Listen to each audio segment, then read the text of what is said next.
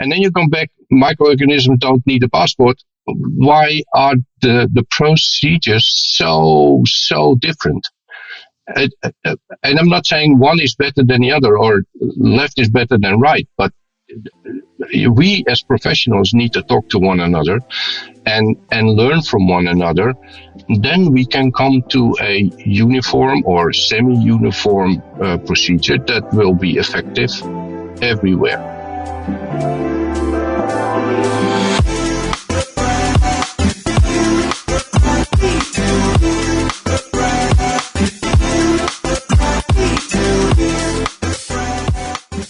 What if one conversation could save a life? What if one new process or new product could save a patient from surgical harm? Broadcasting from a hospital basement near you, you're listening to the Beyond Clean Canada podcast, the voice of medical device reprocessing from C to C to C. Each week, we spotlight the people, processes, and products from around the country and the world that are disrupting our profession and helping you fight dirty. Every instrument, every time. Join us as we have the kinds of conversations that matter and give our industry the kind of voice that it deserves. And now, it's time to go True North strong and beyond clean. Welcome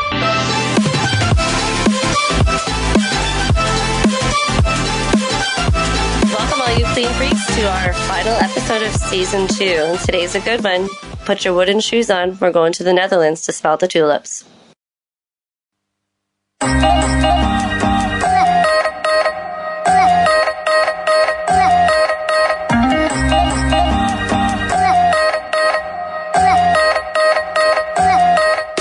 From the studios of Healthcare HQ, you're listening to Beyond Clean Canada, the voice of sterile processing from C to C to C.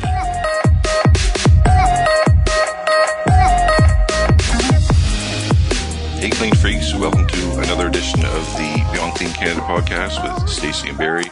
On today's episode, we have René Vis, International Product Line Manager of Sterilization at Steelco, and he hails from the Netherlands. René, can you please tell Stacey and I a bit about yourself and our audience? Yeah, well, good morning, good afternoon, because I'm located in the Netherlands, and I am working for Steelco, and which will become Steelco Bellimet in the future. I've been a CSSD manager in the Netherlands for and a product specialist for medical devices for 25 years before I joined the company Miele, well known for kitchen appliances, but they also had a professional CSSD range. So I joined them, and then Miele bought Steelco. So I joined Steelco as the product manager for the Steam Sterilizers worldwide. Amazing. Thanks for joining us today, René. Now, the topic of today's podcast episode is pathogens know no borders. Now, that is a powerful statement, as we all know. Can you elaborate for us and our audience how this concept influences medical device reprocessing and infection prevention? Yeah, I started off a long time ago to say pathogens don't need a passport, and therefore they know no borders. And the idea behind that is twofold. The first thing is that they're everywhere. They're not stopped by anybody, and they can travel on a plane or by foot or on a train to any country in the world. And the second thing is that these pathogens are basically all the same in every country. And still, in all my travels, I found out that we use completely different processes in our facilities. And I visited numerous facilities and countries, and it's always interesting to see how the approach is and why they do that. And I always emphasize on the why. Why are you doing this? And why are you doing it the way you're doing it? So, yeah, this is then, the foundation for my statement. They don't know borders, and they don't need passports. That's awesome, René. And, I just want to let you know, Stacey and I have quoted you a couple times And with that statement, and very useful, with one of our guests too, Bill Rochelle, who does his own podcast, the Sterilization Station, and he was going to say, "Oh, Barry and Stacey, I'm going to use that quote," and we were like, "No, we got to give credit to René Vis," and then Stacey and I are like, "Hey, we got to have René on the podcast," to help explain that statement too, right? So that was an awesome job, man. And René, in a world of international travel and shared medical technologies, how can medical device reprocessing areas help prevent the cross-border spread of multi-drug resistant organisms or superbugs? Well, I'm not a specialist on these cross-border spreads and multi-drug resistant organisms, but the basic hygiene measures that you need to take for everything you do as a traveler or as a technician somewhere, if you travel abroad or you travel to an area where there is a high risk of multi-drug resistant or any other disease, you need to be aware what you're doing, and you need to take the precautions that you as a human being always need to take. Simple thing, wash your hands. That's the basic. And if you then look at how CSSDs or medical device reprocessing areas can prevent this, I think following the correct procedures for cleaning, disinfection, and sterilization is basic. You need to do that. But we also need to be aware that people touch instruments. And when you touch a dirty instrument, you can get sick. And if you touch a clean instrument and you blow your nose, you will recontaminate the surgical instruments and possibly cause a risk for the patients. So I don't think there is a very specific thing that a sterile processing department can do or should do. I think they should do the normal things and therefore prevent that these multi-resistant drugs are introduced in the CSFD or in the hospital. And you had mentioned before, it's interesting to learn how each country and facility do things. Now, what are the potential risks when an MDR, SPD, and a CSSD standards vary between facilities or countries, and how can standardization help mitigate risks? The funny thing about standards is that they are consensus documents. And that means that they are also affected by local regulation. If you look at how things are done in a European country or in an Asian country or in America or in Canada, the standards differ. And the responsibility stays the same, but the aftermath or the effect of not following a standard can be different. I've seen slides that says follow the IFU and stay out of jail. That is a completely different approach than an approach in other countries, where we challenge IFUs for standards and ask why is this there. And if we can have a fact-based rationale, we allow ourselves to deviate from a standard. Because a standard takes 5 years to write, a year to publish. In those 6 years, technology advances. And things change over time. And standards can be very rigid, helpful but rigid. And I think we as professionals know best. The standard is helpful. It gives you a frame. But introduction of new surgical instruments with new procedures and new ways to clean or disinfect or sterilize, it might not even be in a standard. And we still need to process them because the surgeon is knocking on our door because the procedure starts in an hour. So, yeah, I do think standards help. And I know standards differ in certain countries. There are also standards that are international, like ISO standards, but I also know there are countries who don't use them. They have their local standards, and I think that is not always helpful. No, and it depends on the resources that country has too, as well, because not all countries have the same resources as other countries. Or the same focus. True. Yeah. And Renee, I can speak from experience. I sit on the CSA MDR technical committee. Every 5 years, it's updated. The Canadian standard ZED 31423. We can bring amendments or changes throughout that 5-year period too, where it can change like a year or two after it was published, and then those amendments will be published with the newer standard in the next 5 years too. So there is, room for quicker change in Canada too. So I think we're kind of learning to do things a little better that way, right? So yeah. Well, the other thing that I would like to add is that if you're in a standard committee and you look around the table and you look at the delegates, I think 80% is industry or 90% is industry. That's not bad, but industry has something to defend. Yeah.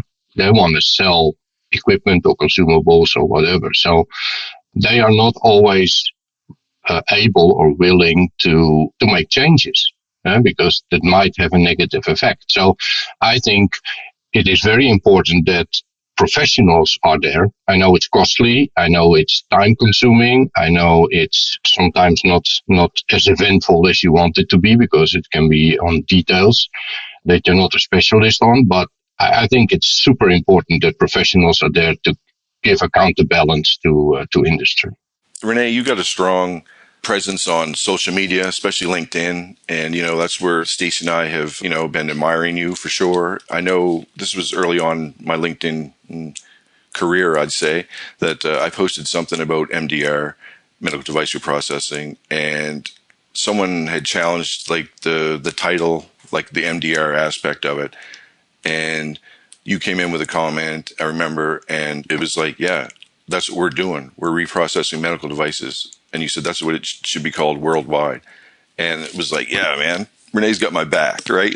And I think that for the first time, that opened my eyes to what the LinkedIn community can actually do. You know what I mean? I know different countries, different continents, but like you said, we are all doing this and we are all in this together. We can learn from each other. And one of the ways that we want to try and learn is how can one stay updated on emerging pathogens or global outbreaks, and how do they updates influence reprocessing protocols in the reprocessing department or area? Global outbreaks.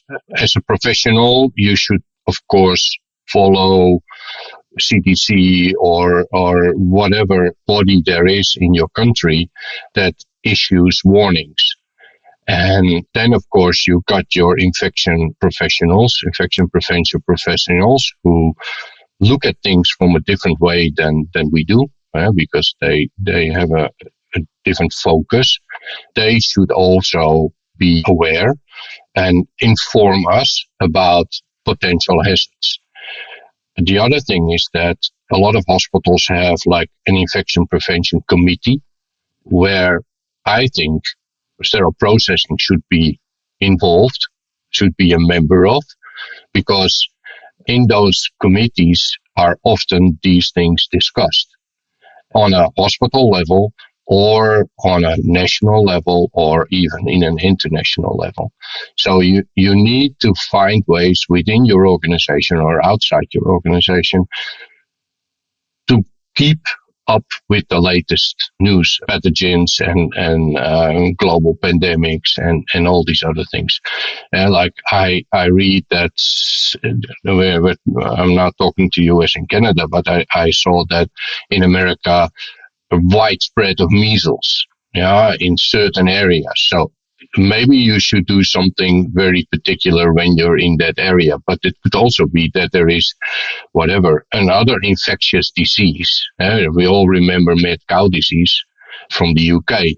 Yeah, then you need to act, but you cannot act alone. It is the hospital that needs to provide guidance and isolate patients or do other things. And there is always, of course, a assessment of the patient coming into the theater, if that patient is a potential risk to either the staff or to other patients. So these things need to be, we as SPDs or CSSDs, we need to be involved in these things. We cannot isolate ourselves from information and just do what we do. Clean, disinfect, and sterilize. That's it. Yeah, we need a seat at the table, for sure. Yeah. You need to claim your seat at the table. You're right, René. We got to fight for it. Fight dirty for it. Yeah. René, that kind of rolls us into our next question then. So in your opinion, René, what is the most critical phase in the sterilization cycle to ensure that we are unknowingly contributing to the pathogen transmission across facilities or borders? I think there is not one process step that is more important than the other. It starts at the beginning and it ends at the end. That means that it starts with transporting used instruments from the theater to your facility. That can either be a truck or that can be something else. It can be loaner trays that have been standing outside for a while. It can be anything. Then everybody, of course, said no sterilization without cleaning and disinfection. That's true. But every step is as important as the next step, because the next step depends on the total efficacy of that previous step. And we can have perfect cleaning and disinfection, and then we have an infectious person wrapping a tray. Yeah? It is the total concept, and that is what we call parametric release. That means that you have to know and control and monitor all the parameters of your process. And that can be from transportation to cleaning, manual cleaning, automatic cleaning, disinfection, automatic disinfection or manual or anything. So if you control all these steps and you monitor these steps as in a quality system, then you can say we have done everything we could. So for me, there is no, we all lean to cleaning and disinfection, but I think every step is as important. Even after sterilization and you bring your trays in an open truck to a hospital. That's not how it works. René, you are a true global MDR ambassador with a vast knowledge of our industry. And in your opinion, what can Canada and the US and really the rest of the world really do to close the gap on Europe when it comes to standardization development? I'm not sure if Europe is the leading country, because Europe is very diverse. We got many countries with different procedures. Scandinavia is different than Greece. As an example, not saying they are different, but as an example, I think collaboration between all these countries is very important. And then I don't mean on standardization level, but on professional level. Like exchanging ideas, exchanging the reasons why you do things. And for me, the question why is always the most important. And what I don't like is if I ask somebody, why do you do that? They say, that is what is written down in a standard or a protocol or in an IFU, because that's not a reason for me. Because by asking somebody why, and they need to explain why, they need to think. They need to think about what they're actually doing and what that particular step in the process is bringing them. And have a true understanding of it. Yeah. Yeah, the true understanding, and not because in an IFU, and we all know IFUs, they are a disaster. If you read an IFU and it says brush 5 times from left to right, tell me why 4 times is not enough and why 6 times is not enough. So, it's too much. Yeah. I fully understand why this is written down, but I have also doubts about the scientific background of these IFUs. If you look at IFUs, and this is, you asked me, of course, how we can close the gap, but Closing the gap has also to do with liability and regulation, national regulation. You cannot just do what I do in the Netherlands, in America, because they will probably throw me out of the building. And then you come back, microorganisms don't need a passport. Why are the procedures so different? And I'm not saying one is better than the other or left is better than right, but we as professionals need to talk to one another and learn from one another. Then we can come to a uniform or semi-uniform procedure that will be effective everywhere. That's awesome, Renee. That's one of the reasons what Stacey and I are doing here with the Beyond Clean Canada.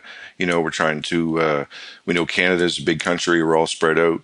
We know the world's even bigger. So, we were trying to tear down borders, whether you're in a province or a state or a country or continent, just so we, like you said, so we can learn from each other and produce that properly working, sterile medical device. If you look at Canada and US versus Europe, Europe is mostly about, as an example, automatic reprocessing in washer disinfectors. Very limited manual cleaning, because we say manual cleaning cannot be validated. It depends on the person. But then again, if the IFU states you need to brush and do and have a timer for every single step and validate, because that's in the IFU, it is very hard to do it differently. The other thing is that with the automated cleaning and disinfection, we got there are all kinds of baskets out there. Yeah, racks with connections and racks with specific things. I think here in Europe we're leaning more to that solution than the solution where if I am in US or Canada, I see a 2-level rack with a couple of levels and a lot of instruments stacked upon each other and no lumen connected. And I think, this is what you will not see in Northwestern Europe. Everything should be connected. That is what otherwise you will have no automatic cleaning of a lumen. Yeah, I know, Renee, just when I first started, we were doing laparoscopic instrumentation. Yeah, we didn't have lumens connected. We didn't have an MIS rack, minimally invasive. Yeah, no, we right. did them in the Definitely, sink. right. And now we have those MIS racks. Every cannula is connected. Everything's getting that proper detergent, that proper water pressure. So we've come a long ways that way. Yeah, and the thing is, of course, that connecting all your lumens takes time. And people say, I don't have time. Yeah. But you do have time to do manual P-cleaning for 20 minutes. Yeah, it's a mindset. It's a mindset. Yeah. Well, you're always rushed too, because you get into those situations where it's lack of instrumentation, which puts pressure on the MDR to get instruments turned over faster. And so you have these techs that are rushing when that shouldn't be the case. Like, it's right in the standards. Like, you shouldn't be skipping steps. You shouldn't be rushing to accommodate lack of instrumentation. 100%. Yeah. Or loaner trays coming in a couple of hours before the procedures. A couple of hours before the surgery. Exactly. That is something that other associations in the world, also in the Netherlands, they have a sort of loaner contract. The association made a loaner contract with the Association of Orthopedic Instruments, for instance, and they said you need to provide these instruments 48 hours before the procedure. They will not do that, of course. Then you can keep them accountable. And now it's you're sometimes bullied, of course, by upstairs or downstairs to do what you need to do to get things on time where they need to be. But on time doesn't always mean in good state, in perfect sterile conditions. I'm a little worried about that, especially about loaners.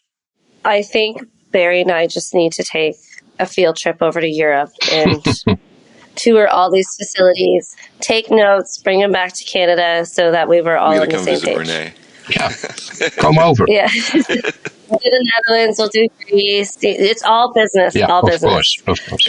And Renee, Stacy and I have had numerous vendors on the podcast previous, and we've touched base on that loaner tray aspect of things where, yeah, right. And I got to say, obviously we're not perfect, but the vendors, and Stacy was talking with her people, I was talking to my people at my facility too, and almost 100% of the time, the vendors are complying with the standard. You know what I mean? And they're not rushing in the back door, like you said, 2 hours before or anything like that.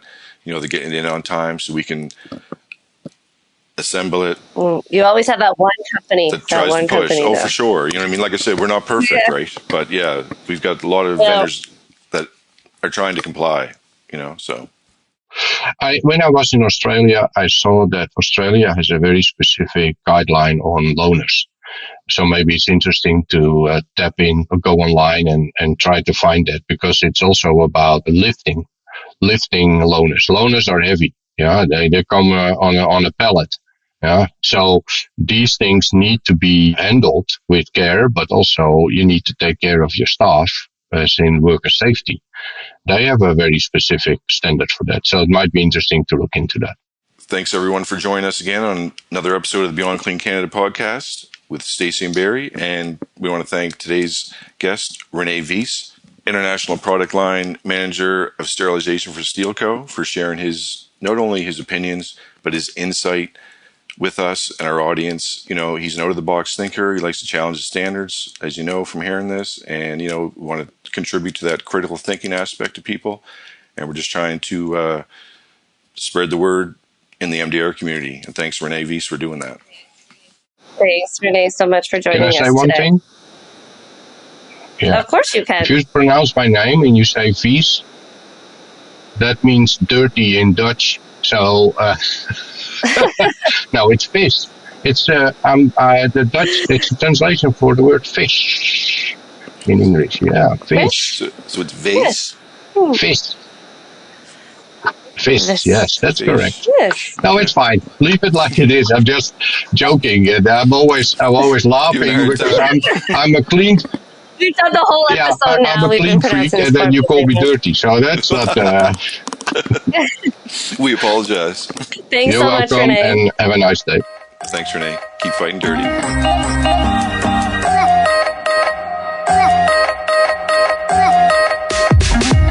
Once again, thanks everybody for joining us for another episode of the Beyond Clean Canada podcast, Season 2 finale with René Vis.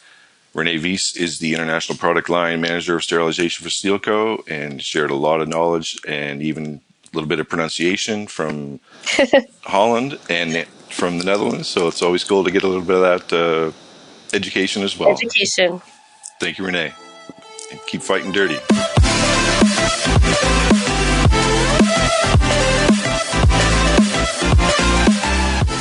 Thanks for listening to this episode of Beyond Clean Canada, your source for MDR content, education, and inspiration. If you enjoyed this conversation, we'd love to hear from you on the BCCA LinkedIn or Facebook page, or anywhere podcasts are heard. Make sure to give us a 5-star rating on your favorite app. And until we talk again, keep fighting dirty.